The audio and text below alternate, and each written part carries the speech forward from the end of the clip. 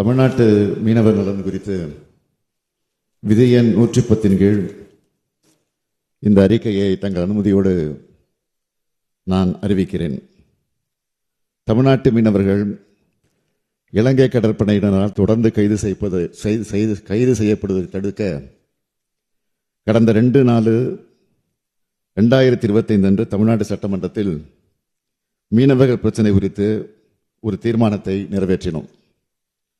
அப்பிரச்சனைக்கு ஒரு நிரந்தர தீர்வு காண்பதற்காக அந்த தீர்மானம் நிறைவேற்றப்பட்டது. கச்சத்தீவை மீட்க வேண்டும் என்றும் இலங்கை சிறையில் வாடும் நம் மீனவர்கள் நம் அனைவரையும் விடுதலை செய்ய வேண்டும் என்றும் இலங்கை கடற்படை கைப்பற்றியுள்ள படகுகளை திருப்பித் தர வேண்டும் என்றும் அதில் வலியுறுத்தியிருந்தோம். இலங்கை சென்றிருந்த மாண்புமிகு இந்திய பிரதமர் அவர்கள் இது குறித்து இலங்கை அரசிடம் பேசி நடவடிக்கை எடுக்க வேண்டும் என்றும் அதில் குறிப்பிட்டிருந்தோம். அந்த தீர்மானத்தை மாண்புமிகு இந்திய பிரதமர் அவர்களுக்கு உடனடியாக அனுப்பியும் வைத்திருந்தோம். இந்த நிலையில் மாண்புமிகு இந்திய பிரதமர் அவர்கள் இலங்கை சென்றிருந்தார். அப்போது மீனவர் விடுதலை மற்றும் கச்சத்தீவு குறித்து பெரிய அளவிலான முன்னெடுப்புகள் எடுக்கப்பட்டதாக தெரியவில்லை. மேலும் சிறையில் வாடும் 97 மீனவர்களும் சிறைபிடிக்கப்பட்டுள்ள படகுகளும் மீட்கப்பட்டு தாயகம் திரும்புவார்கள் என்ற எதிர்பார்ப்பு நிறைவேறாதது நமக்கெல்லாம் மிகுந்த வருத்தத்தையும் ஏமாற்றத்தையும் அளிக்கிறது. தமிழ்நாட்டின் கடலோர மாவட்டங்களைச் சார்ந்த மீனவர்கள் அடிக்கடி அதிக எண்ணிக்கையில் கைது செய்யப்படுவது கடந்த சில மாதங்களாக நம் அனைவரையும் கவலைக்கு உள்ளாக்கி வரக்கூடிய செய்தியாகும். ஒன்றிய அரசும் இந்திய பிரதமரும் நமது கோரிக்கைகளை புறக்கணிக்கிறார்கள் என்று கருத வேண்டியுள்ளது. ஒன்றிய அரசு எப்படி நடந்து கொண்டாலும் நமது மீனவர்களின் வாழ்வாதாரத்தை பாதுகாக்க நாம் தவற மாட்டோம். கழக அரசு அவர்களுக்கு எப்பொழுதும் துணை நிற்கும். மீனவர்களது பொருளாதாரத்தை மேம்படுத்துதல், அவர்களது மீன்பிடி தொழிலுக்கு தேவையான உட்கட்டமைப்பு வசதிகளை ஏற்படுத்தி தருவது போன்ற பல்வேறு புதிய திட்டங்களை வடிவமைத்து செயல்படுத்தி வருகிறோம். மாண்புமிகு பேரவைத் தலைவர் அவர்களே, தமிழ்நாட்டின் கடலோர மாவட்டங்கள், குறிப்பாக மன்னார் வளைகுடா பகுதியில் அமைந்துள்ள ராமநாதபுரம், நாகப்பட்டினம், தூத்துக்குடி, புதுக்கோட்டை, திருவாரூர், தஞ்சாவூர் ஆகிய மாவட்டங்களைச் சார்ந்த மீனவர்கள் இலங்கை கடற்படையினால் கைது நடவடிக்கைகளினால் தொடர்ந்து பாதிக்கப்பட்டு வருகிறார்கள். இப்பகுதிகளைச் சார்ந்த மீனவர்கள் தங்கள் பாரம்பரிய மீன்பிடிப்பு பகுதிகளில் மீன்பிடிப்பிற்கு செல்லும் போது அவர்களுக்கு ஏற்படக்கூடிய இன்னல்களை களைவதற்கு ஒன்றிய அரசிற்கு அழுத்தம் கொடுத்து வந்தாலும் கூட இலங்கை கடற்படையினரால் தொடர்ந்து நமது மீனவர்கள் கைது செய்யப்பட்டு அவருடைய படகுகள் சிறைபிடிக்கப்படுவதும் அந்த படகுகள் நாட்டுடைமை ஆக்கப்படுவதுமான செயல்கள் நம்முடைய தொடர் வலியுறுத்தல்களின் கோரிக்கைகளையும் மீறி நடைபெற்று வருகிறது. எனவே இப்பிரச்சனைக்கு தீர்வு காணும் முயற்சியின் ஒரு பகுதியாக தமிழ்நாடு அரசு சில முன்னெடுப்புகளை மேற்கொண்டுள்ளது. அவற்றை தங்கள் வாயிலாக இப்பேரவைக்கும் நாட்டு மக்களுக்கும் தெரிவிக்க விரும்புகிறேன்.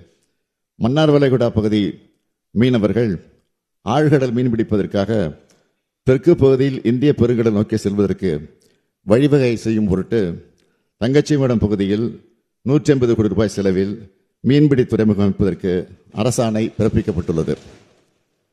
விரைவில் இதற்கான பணிகள் துவங்கும். 60 கோடி ரூபாய் மதிப்பீட்டில் பாம்பன் பகுதியில் மற்றும் 150 கோடி ரூபாய் மதிப்பீட்டில் குந்துக்கல் பகுதியிலும் மீன்பிடி துறைமுக பணிகள் மேற்கொள்ளப்படும் என்று ஏற்கனவே நான் அறிவித்துள்ளேன். இவற்றை தவிர மன்னார் வளைகுடா பகுதியில் மீனவர்களின் வாழ்வாதாரத்தை உறுதிப்படுத்த சில புதிய வாழ்வாதார திட்டங்களை செயல்படுத்திட பின்வரும் சிறப்பு திட்டங்களை அறிவிக்கிறேன்.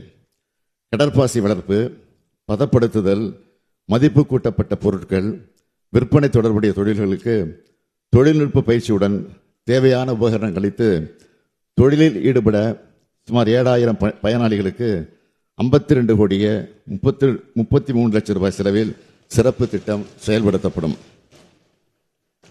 கூண்டு முறையில் மீன் மற்றும் சேற்று நண்டு வளர்ப்பு, பதப்படுத்துதல், விற்பனை தொடர்புடைய தொழில்களை மீனவ சமுதாய மக்கள் மேற்கொள்ள 25 கோடியே 82 லட்சம் ரூபாய் செலவில் உபகரணங்கள் வழங்கி தொடர் பணிகளும் மேற்கொள்ளப்படும்.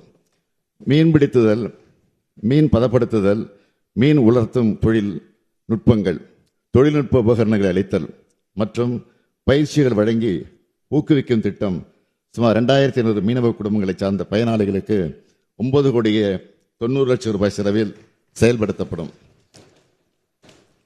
சுமார் 15,300 மீனவர்களுக்கு மீன் மற்றும் மீன் சார்ந்த மதிப்பு கூட்டப்பட்ட பொருட்களை தயார் செய்வதற்கான தொழில்நுட்ப பயிற்சி வழங்க 20 கோடியே 52 லட்சம் ரூபாய் செலவில் திட்டம் செயல்படுத்தப்படும். மீன் வளம் சார்ந்த வாழ்வாதாரமான வலை பின்னுதல், வலை பழுது பார்த்தல், படகு கட்டுமான தொழில், படகு பழுது பார்த்தல், கருவாடு தயாரித்தல், வண்ண மீன் தொட்டியில் தயாரித்தல், படகு ஓட்டுநர் பயிற்சி, கடல் சிப்பி அலங்கார பொருட்கள் தயாரித்தல் ஆகிய தொழில்கள் செய்ய 54 கோடியே 48 லட்சம் ரூபாய் மதிப்பீட்டில் சுமார் 20,100 மீனவர்கள் பயன்பெறக்கூடிய வகையில் திட்டங்கள் செயல்படுத்தப்படும். மீன்வளம் சாராத பிற தொழில் வாய்ப்புகளை ஏற்படுத்தி தர குறிப்பாக காளான் வளர்ப்பு, சுற்றுலா படகு இயக்குதல், கைவினைப் பொருட்கள் தயாரித்தல், வீட்டு முறை மசாலா பொடிகள் தயாரித்தல், அழகு கலை பயிற்சி, சிறுதானிய உணவு தயாரித்தல் போன்ற பல்வேறு தொழில்கள் செய்ய சுமார் 14,700 பயனாளிகளுக்கு 53 கோடியே 62 லட்சம் ரூபாய் செலவில் இந்த திட்டம் செயல்படுத்தப்படும். தமிழ்நாடு அரசின் மீன்வளத்துறை, மீனவர் கூட்டுறவு சங்கங்கள், மகளிர் சுய உதவிக்குழுக்கள், தொழிலாளர் நலத்துறை, தமிழ்நாடு மகளிர் மேம்பாட்டுக் கழகம், தமிழ்நாடு திறன் மேம்பாட்டுக் கழகம் போன்ற பல்வேறு அமைப்புகளும் அரசு துறைகளும் இணைந்து இத்திட்டங்களை செயல்படுத்தும். இந்த திட்டங்களை எல்லாம் ஒருங்கிணைக்க திட்ட கண்காணிப்பு பிரிவு உருவாக்கப்பட்டு அதன் மூலம் திட்ட செயல்பாடு தொடர்ந்து கண்காணிக்கப்படும். நமது மீனவர்களின் வாழ்வாதாரத்தை காத்து மேம்படுத்தும் பொருட்டு இந்திய பெருங்கடலின் ஆழ்கடல் மீன்பிடிப்பு செய்வதற்கு ஏதுவாக ஏற்கனவே அறிவிக்கப்பட்ட மீன்பிடி துறைமுகங்கள் 360 கோடி ரூபாய் செலவில் செயல்படுத்தப்படும். மீனவர்களின் வாழ்வாதாரத்தை மேம்படுத்த 216 கோடியே 73 லட்சம் ரூபாய் செலவிடப்படும். மொத்தம் 576 கோடியே 73 லட்சம் ரூபாய் செலவில் செயல்படுத்தப்படும். இந்த திட்டங்களால் மன்னார் வளைகுடா பகுதியை சார்ந்த மாவட்டங்களில் மீனவர்கள் பெரிதும் பயனடைவார்கள்.